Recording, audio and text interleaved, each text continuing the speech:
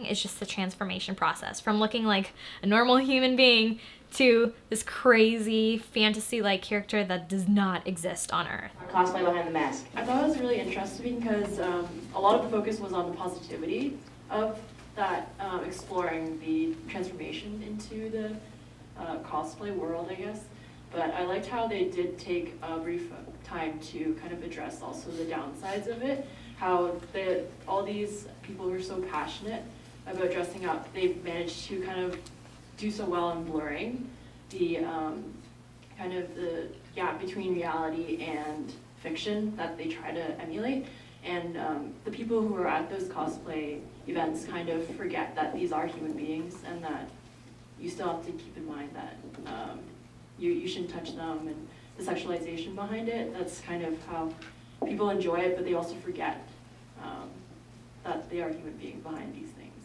Yeah, Master, this is actually a subculture, an area that I had no idea was so vibrant and so rich and full. People can see it as over-sexual, but that's their opinion. I'm pretty sure the person wearing the costume is just trying to be a character.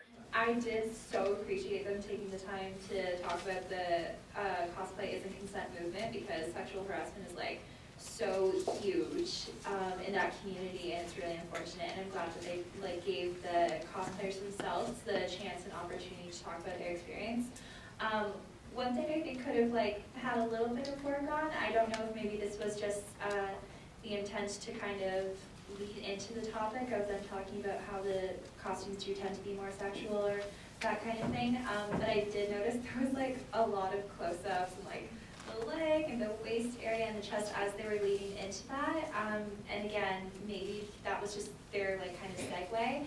But I think it kind of ended up more so contributing to what they were talking about, because you know, you could have shown a whole body thing. We didn't even see some of the girls' faces, and it was a large focus on the female bodies too. And so when we're going to go and segue into that topic, I think it should maybe just be done a little bit more respectfully next time and not kind of contribute to the problem.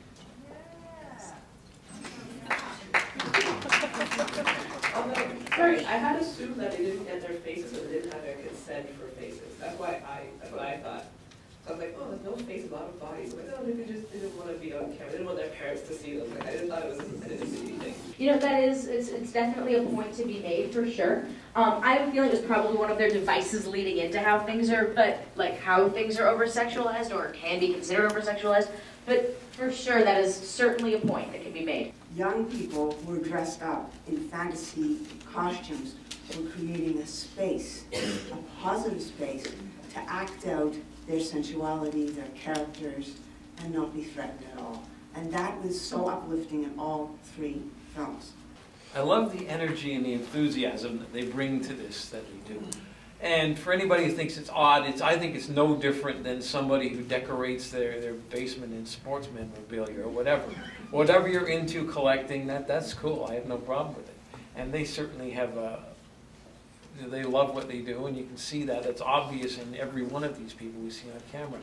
I like the girl who talked about using her elbow to deal with gropers, yes? Just this past weekend at Miss Universe, Miss South Africa won, and she told the story of how somebody tried to carjack her. She said she gave him her wallet, she gave him her phone. When he said get in the car, she punched him in the throat and left him lying there. Good old throat punch. And that's, yeah. And so this girl doing the same thing, as soon as she said, yeah, bam, you get an elbow if you get out of line. I wanted to applaud her right there. Absolutely. There was a lot of empowerment behind these characters. And I have to say, every single character or person in this documentary was so lovable.